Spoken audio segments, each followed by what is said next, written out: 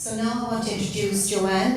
Joanna Gaffery is actually from UCD. She's working with Gabriel Cooney, and Joanne coordinates the community element of the project, whereby we're trying to enable communities to lead and participate in active conservation.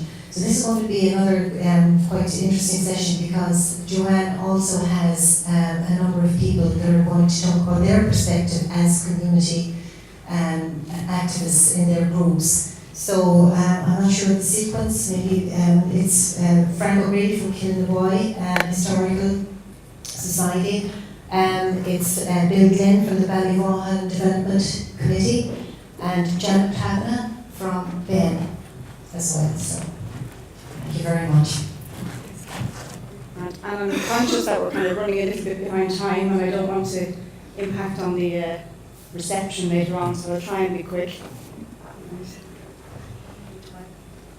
Okay, so for those of you who aren't familiar with the structure of the project, this component is part of the project which is concerned with developing the skills base of all stakeholders in the understanding, management and conservation of natural and cultural heritage, and to reinforce the businesses and the site aspect that Zina and Tina have already presented on here today. And the key feature of this aspect of the project is to strengthen the community support of active conservation, and to look at the policies that impact on these and how they're being implemented, and if necessary our job will also be to make recommendations for the future. Now, Gabriel's going to present on the policy aspect, so I won't overlap too much with that. I'm going to focus more on the active conservation component and our case studies with our group here today.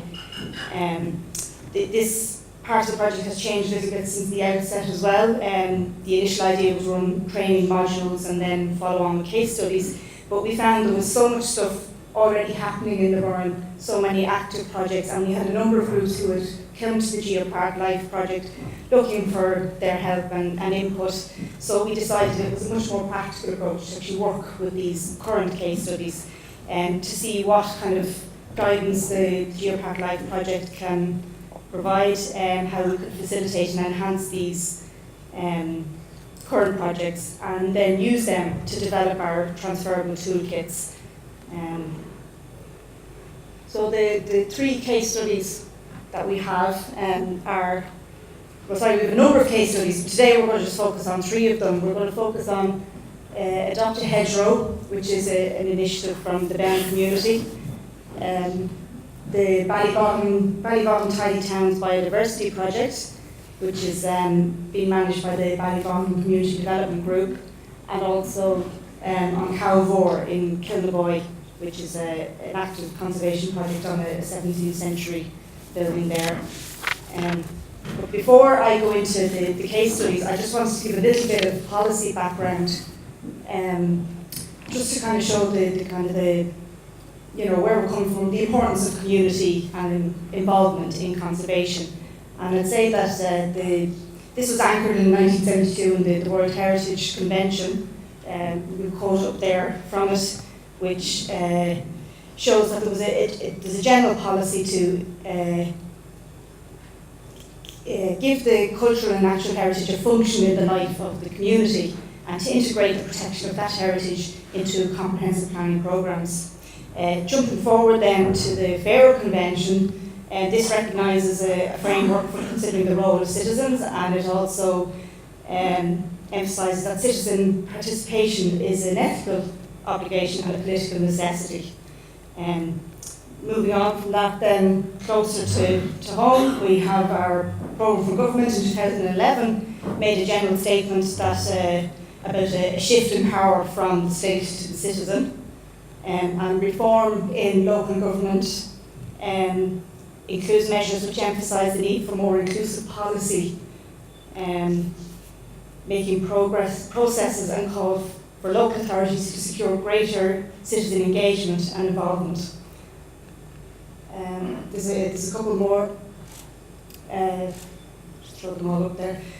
A couple more pieces of policy. There was the Europe 2020, which established the framework for the European Commission's legislative proposals for cohesion policy, and I would say that this is an important backdrop to our policy on local and community development.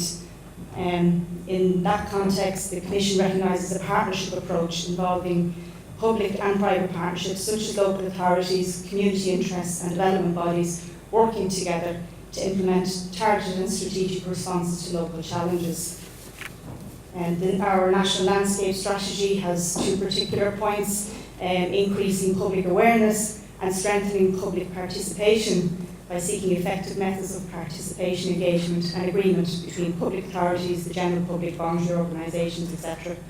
So we're seeing the importance of partnership and the importance of community.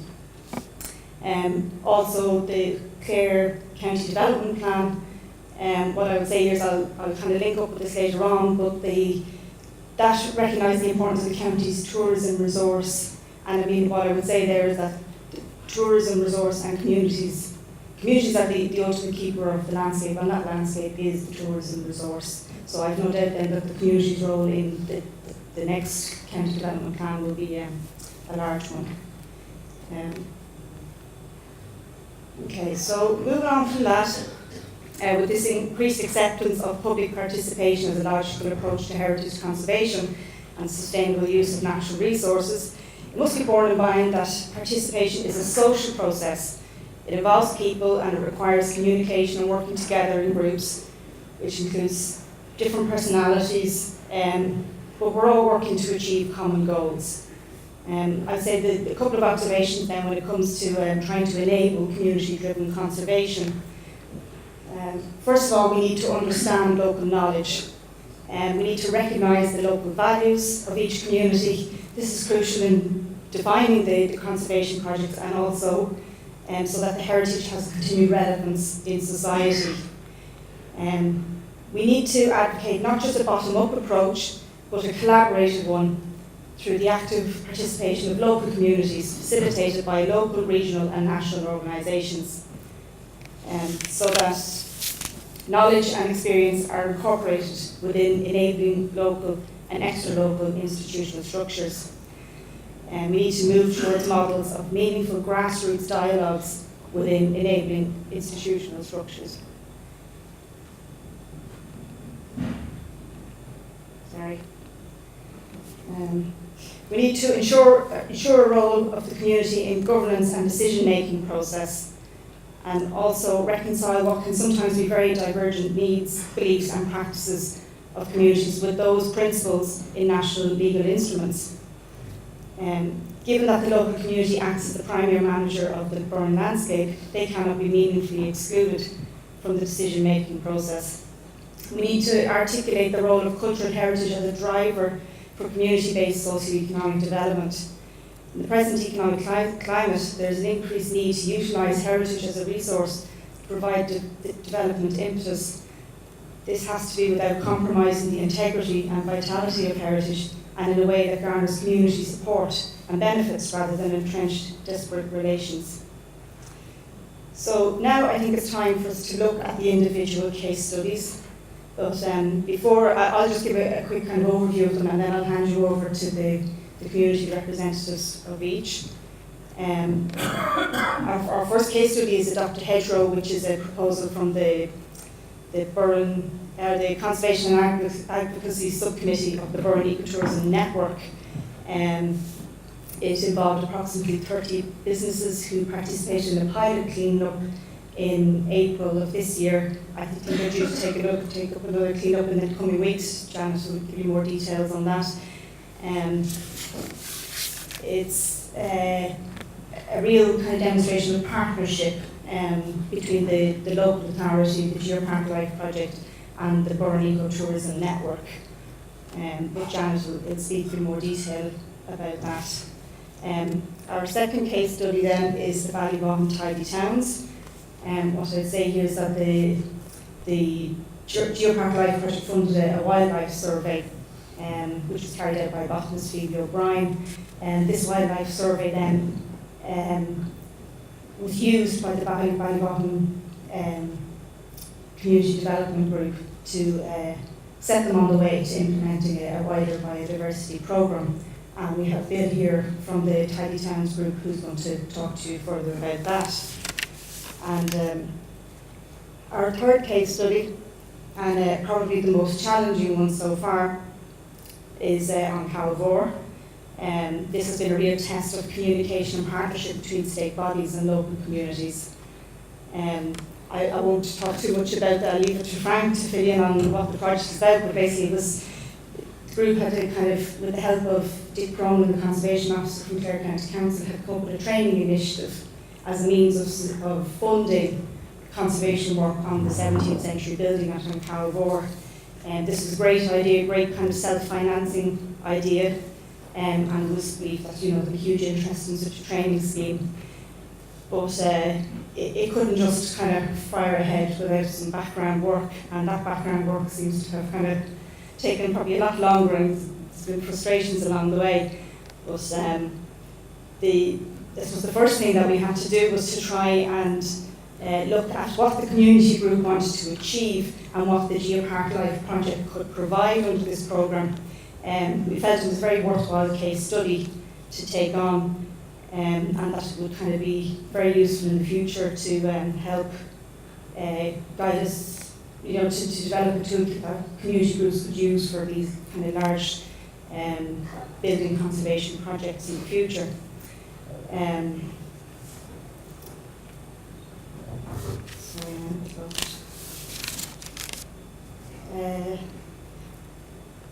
What I would say is that the background work that we've had to do, and where the Geopark have helped, as Carol pointed out, we have a number of the project partners. We have the local authority, we have the National Monument Service, and we have RPW as project partners. And I would say that their expertise are feeding in greatly into this project.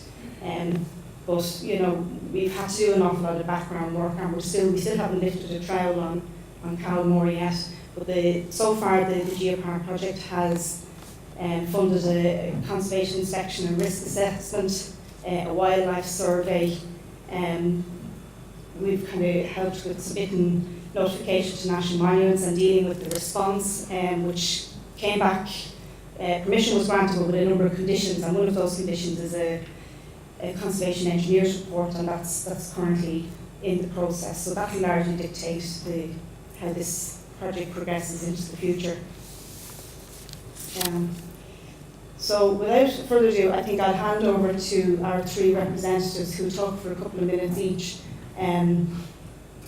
Janet, Bill and Frank in turn, and then I'll just come back and kind of sum up with some of what we're learning so far, and also talk about how we're linking into tourism, because this is a tourism and conservation project. Okay, so Frank, do you want to?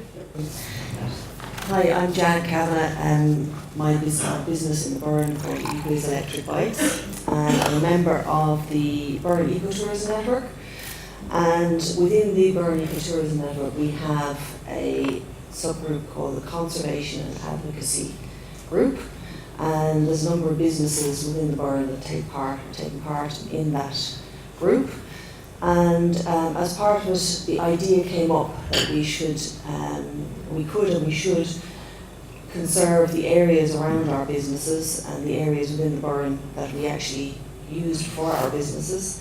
So the idea came up to develop the Adopt a Hedgerow scheme. And the Adopt a Hedgerow scheme is, I suppose, in essence, cleaning up areas within the Burren and thoroughfares where people are coming in to experience the Burren. And the first thing they see is the road in, and the last thing they see is the road out.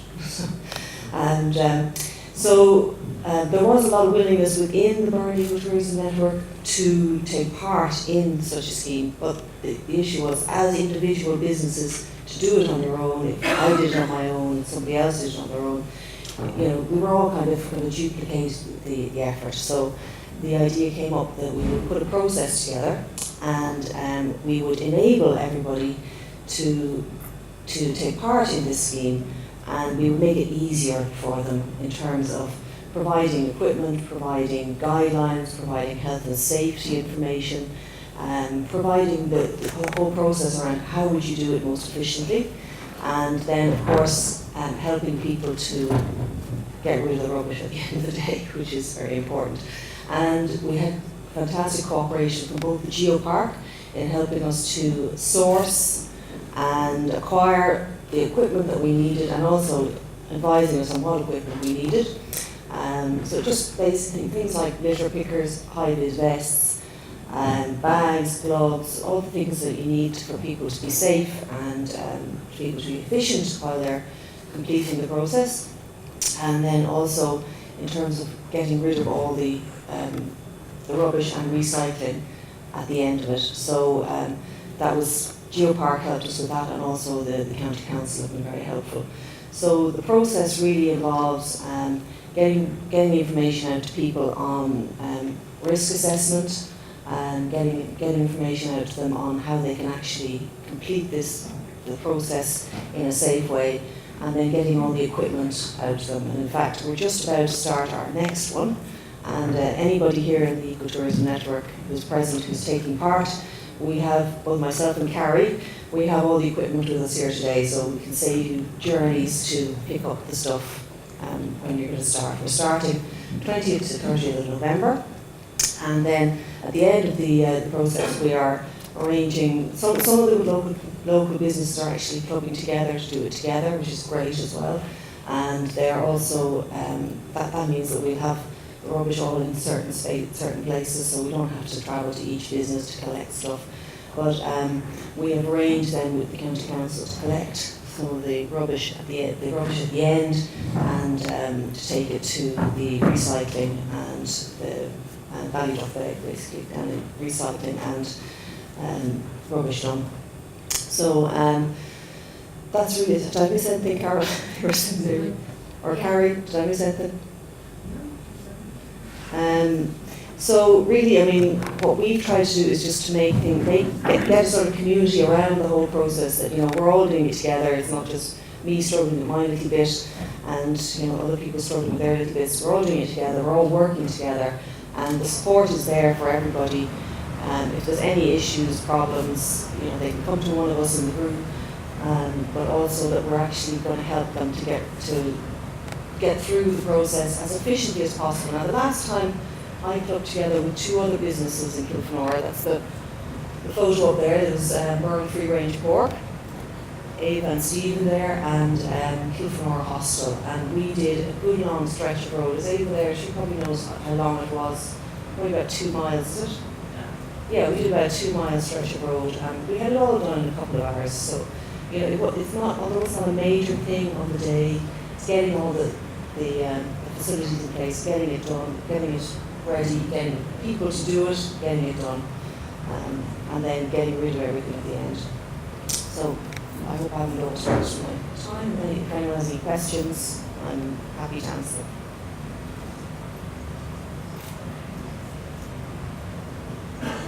Have you something? No?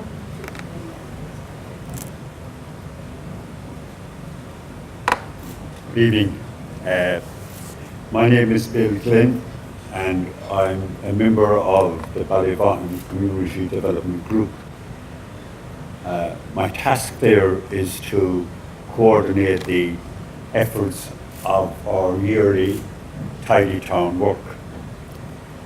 And just to give you a little bit of a background and set the scene, when we assessed the result we got from the Tidy Towns in 2013, there were 8 categories in the competition. And the category dealing with wildlife habitat and natural amenities, we thought we could do a lot better.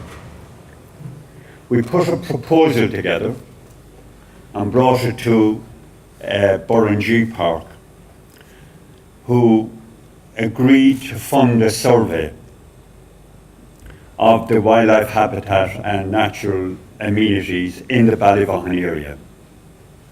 This enabled us to get on with the work, and I'd like to, I suppose, again say thank you to Burren Geopark for the funding.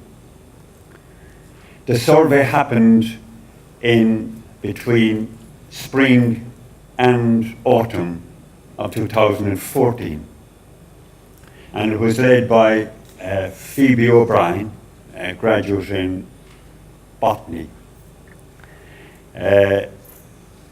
She set out what we needed to do, and the input was fairly substantial from the local community. The survey itself was completed in the autumn of 2014, and it was given to the committee at the end of 2014, followed by a public meeting and question and answers in Ballyvaughan in early this year. Now, to put the thing in perspective, I think what I should do for you at this stage is to just give you a short excerpt from the executive summary of the survey, and I'll read it.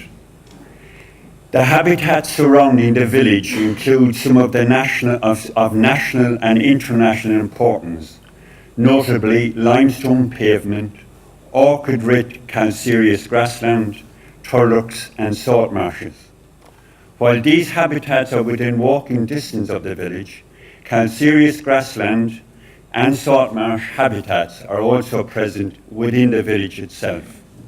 In addition, there are 24 other habitats within the village, of which 146 species of plants have been recorded. These habitats support birds, bees, butterflies, and mammals, some of which require protection under Annex 2 of the Habitats Directive.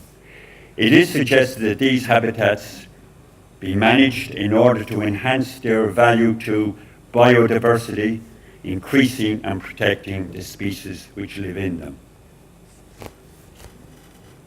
What has changed for us since the survey was completed and we had the public meeting? 4 things, I reckon. We have now a baseline and recommendations from which we can plan, measure, and evaluate our efforts. We're giving ourselves a timeline of about 3 years.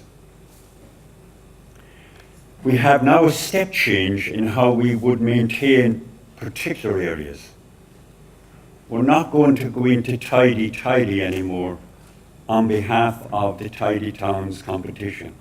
We're going to reduce our grass mowings. We're going to cease using herbicides. And we're going to introduce native shrubs and flowers where possible. This little scene here on the right-hand side, I have to say to you a moment, the fellow with the cap is me, but however, it's taking the school kids out and sowing burning wildflower seeds along the base of a wall. We're hoping that these will reseed themselves as the years go by. And this coming year, we're hoping to get the school kids to collect the seeds themselves and take responsibility for sowing here and there throughout the village. The third thing is we have learned a great deal about our local environment, its richness, and the necessity to take care of it. And finally, everybody gains. A healthier environment for the local community and the many people who come to it. Ballyvaughan relies heavily on tourism, and especially as ecotourism is a rapidly expanding ingredient of tourism in general. This survey and its outcomes helps everybody. Thank you.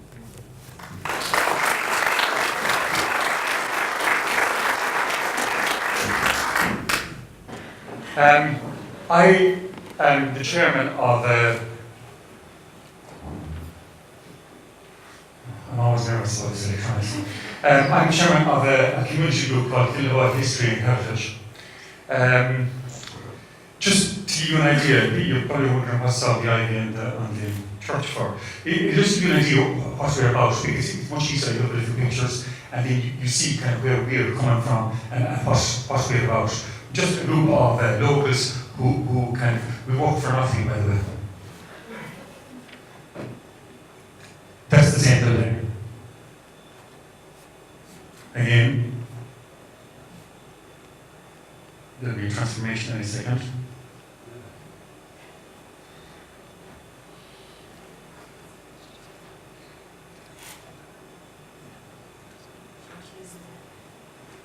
Okay. or like electronic ducts that will let us down. Anyway, basically what we have done in the local graveyard is that we have transcribed all the headstones, and we took loads of pictures, which I'm hoping to show, and we published a little book with the help of the Geopark. And when we had our kind of graveyards in such tip-top shape, we kind of started to look around for other kind of other ways to direct our energy. And we came up with the notion of the Calvor. Now, the curious thing about things like the Calvor, again, it's the same building, is that it's, as you can see, it's essentially a transformation. That's there. Okay, that's just the remains of the round tower in Kildawoy. Not many people know that actually there is a round tower in Kildawoy. It was used in Cromwellian times by the Cromwellian forces, used to kind of their version of shock and awe. And this is the result. And that's the result of our labours. Again, that's the church in Kildawoy.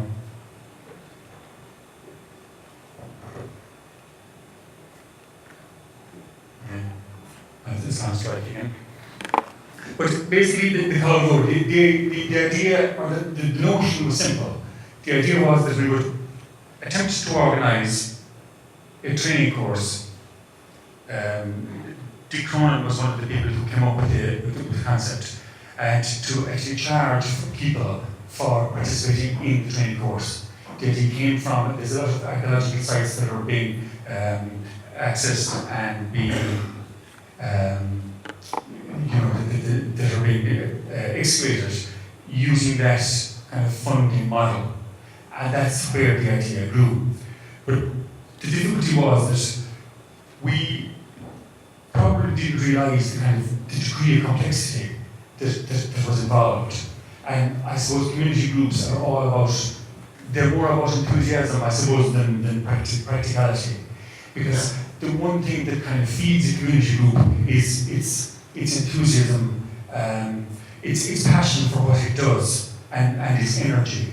And that's, what feeds us is essentially progress.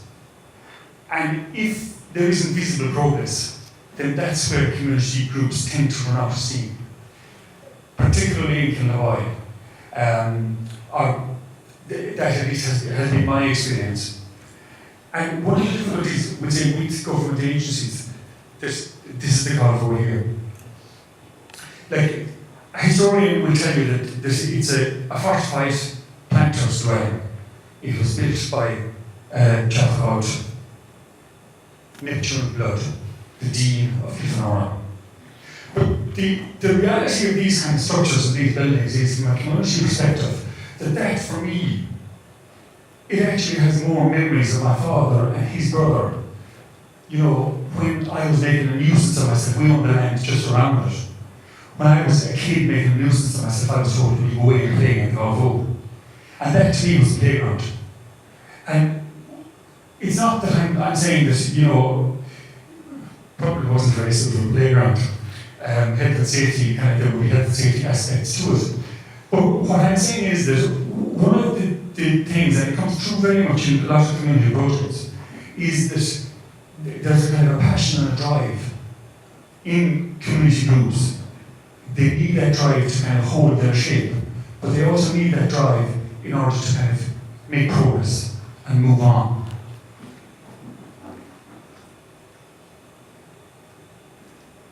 These are just other photographs. You see, I can't really show you photographs of progress of this because I haven't all that done.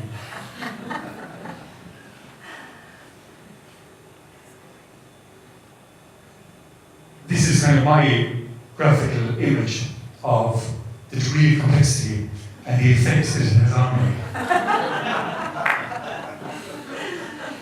Because, as I was saying, we really didn't realise or understand. Now, maybe that was because we were naive. We probably were.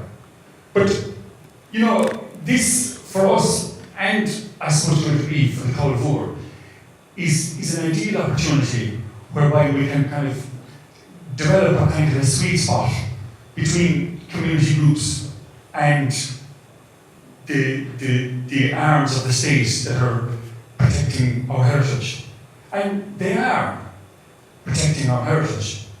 But if you look at the Calvor, there's a whole aspect, or there's a volume of our heritage that's been gradually lost through neglect. And people say that community groups, it's very important that the arms of the state keep control of community groups, because lest the enthusiasm get the better of them and do damage. That damage is very measurable. The damage conducted by a community group's over-enthusiasm. But the damage incurred by over-complex legislation and by the arms of the state, the right arm doesn't know what the left arm wants to do. And the kind of bottom line, and this is kind of a personal observation on my part, is that kind of the bottom line of the arms of the state is more like the unbelievables. You can't be doing that. And we have to be careful not to kind of paralyze ourselves in kind of regulation and lose buildings of tremendous importance. And when I was saying about the kind of emotional connection, that emotional connection is probably the most valuable resource that the entire country has when it comes to protecting its heritage. Because that is what protected the heritage before there were arms in the state. And we still have heritage to protect. So, people can talk about all sorts of things, and, we say, you can use all sorts of kind of complex phrases, but that connection that local people has, is probably our greatest strength. And we do need to to develop that and move that forward. I would say working with Carol and Zena and the Geopark team, I firmly believe that we have a fabulous opportunity to do something different here, because it could be used as a plan for other communities. I usually do this, I ignore my notes and I forgot them. But the idea to get the training done, it's a good plan. But the question that we're all wondering is, will it work?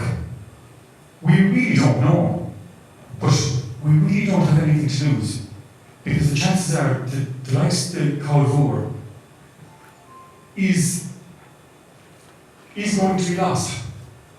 Because the last creatures to remove the ivy from the Calvor were Matty Green's goats. And Matty Green is able for about 20-25 years. Anyone who's been in the XPO can see a portrait of him on the wall. So that's my image of the community group. That's our trump card as far as our heritage is concerned. And I think that with the Calvor project, we have a great opportunity, and I'm delighted to be involved. Thank you.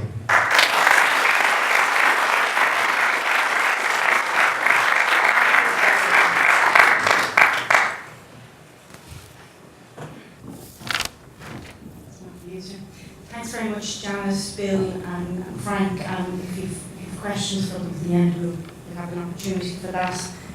So just to follow on from that, it's time now to start to have a look and see what we're learning from this. I'd say, just as a kind of an open comment, we'd say there can be assumptions sometimes that local people and conservation professionals have a shared expectation surrounding the informing ideas, organisational form and subsequent outcomes of local participation. For example, at Calvor, it was important to provide guidance on procedure and best practice when it comes to conserving a building which is in such a fragile state. And instead of the steps that we've taken so far to be seen as layers of kind of unnecessary bureaucracy, and we're hoping that the community group can now see that each stage builds on the previous and that it's a progressive move towards the end goal. And we will get there, Frank. There needs to be clear communication with the community groups, especially from the departments and state agencies. Very often there's a language barrier which needs to be overcome, and there also needs to be consideration on both sides to the other person's perspectives, you know, where they're coming from. I think Frank very he put across well how the community's vision and enthusiasm is, you know, is key, and it really should be allowed to lead the any kind of community project. But it's just important from our perspective that we manage the expectations and that we have realistic achievements of what the outcomes will be. There's scope now to work towards developing a toolkit, as Frank says, which will be available for community groups, and we're hoping that our partners, the National Mining Service and OPW, will all come on board and help us do this, and that the handbook will be there for community groups to refer to, and that they have the necessary information at hand and they kind of know what to expect from the outset rather than ending up in the doodle that Frank had there on the screen. Through our structure, the GeoparkLIFE project, with the collaboration of project partners, we're now beginning to show that no one organisation has all the skills required to manage this sensitive landscape. Also, neither a purely local management or higher level management system works well by itself, but that we need to move towards models of meaningful grassroots dialogue within enabling institutional structures, and we need to link institutions both horizontally and vertically, so across space and also through levels of organisation. Communication and partnership are the two key aspects of this component of the project. And hopefully the GeoparkLIFE project is providing the platform for interdepartmental communication, as well as an interface for community groups to work with state agencies, and that hopefully these will be the foundations for strong links that will extend beyond the LIFE project. Also, I just want to, I see it written up there on that poster to my right, balancing tourism and conservation. We can't ignore that this is a tourism project. The GeoparkLIFE project is about the balance between sustainable tourism and conservation management, and look at how what we're doing fits into the tourism side of things.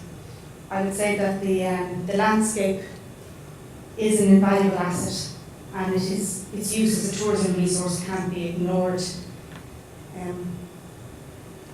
Simply by enhancing the capabilities of community groups in conservation methods, be it through the litter picking that the Ben group are taking to improve the visual experience for the visitor, be it the biodiversity of a town such as Ballyvaughan, or be it saving an archaeological monument in a place like Untitled. All these projects are collectively protecting our landscape, which is ultimately the resource for tourism. Each of the activities here today play a part in sustainable tourism. So our outcomes for the project, at the likes of Calvo, we're hoping to develop this model for community groups to work with state agencies in active conservation projects. The Ballyvaughan Tidy Towns, we're working with them to develop a template for engaging with community development groups on working on highlighting biodiversity. And then with the Ben group, we're working on facilitating businesses to take care of their environment through managing litter and invasive species. We need to thrive in communities and a way of living that doesn't harm our environment and culture, as one can't exist without the other. The landscape of the Burren is a humanised landscape. Its sustainability is intimately linked with that of its local communities, and all communities, be they agrarian, business, local interest groups, they all need to work together to manage conservation effectively. Thank you.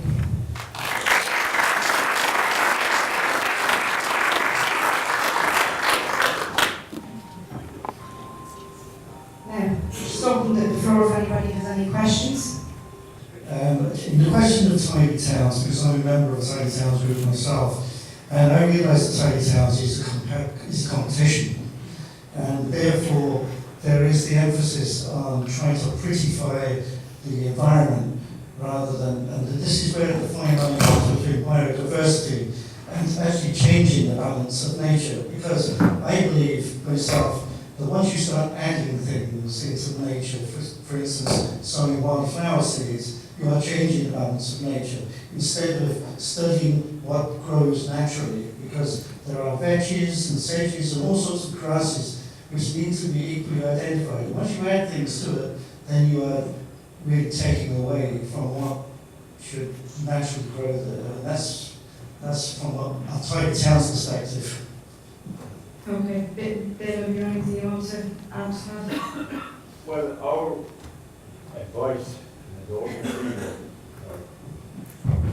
the advice we have received, especially from GeoparkLIFE, is that the more of the wildflower Orange sees that we're able to sow and propagate, especially in the strip right beside the wall in the grass, that strip that normally is the place where you have most of the weeds and things that you don't want, and even it's hard to keep clean.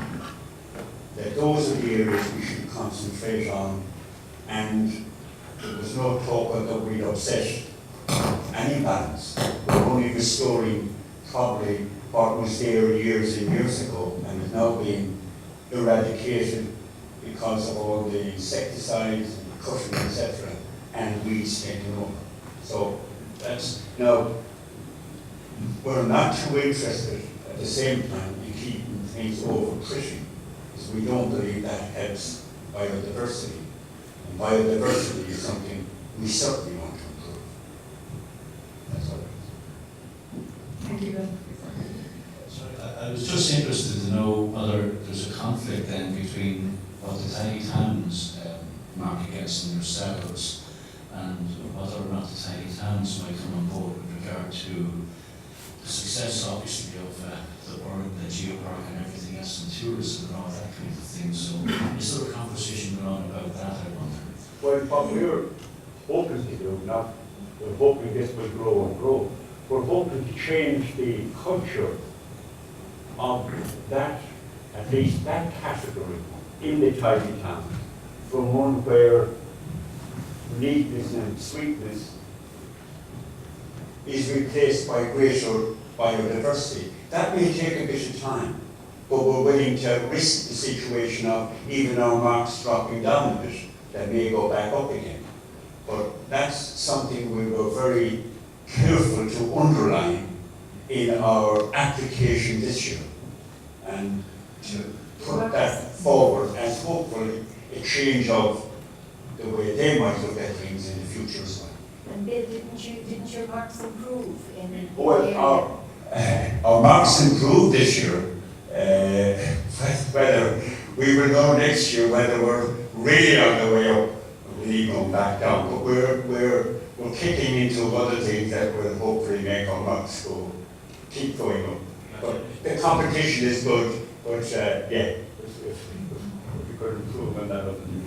Thank you very much. I suppose it's more maybe a comment and query. I'm Elaine and I'm the director with an organisation called Eco UNESCO. We're based in Dublin, so we're part of the UNESCO Shops, Centres and Associations. And we're particularly interested, I suppose, in youth engagement and youth empowerment and in I suppose, environmental education. So I suppose, and I saw that you had Mary Immaculate Secondary School, which is one of the groups actually that we work with through a programme that we run called the Young Environmentalist Awards programme, and it's about getting young people involved in environmental conservation and protection through empowerment programs. So I'd be very interested to know, just in terms of the community side of things, about getting your teenagers and getting your young people. And I know it's always something with the tidy towns as well, it's about trying to get that age group engaged, and it is something that we work on, and we're very interested in linking up with yourselves and maybe with the other geoparks here as well. Yeah. Well, we have a number of case studies. This is just 3 examples today, but we do have another case study. We are working with the Distant Brand Secondary School, and we're engaged in a very interesting peer-to-peer learning. which, and we've talked to green schools and that, getting guidance from them as well. And so, yeah, we're working with all those people, but yeah, we do have a case study with the young people as well, because, yeah, they're the future, aren't they? So, okay, all right, thank you very much.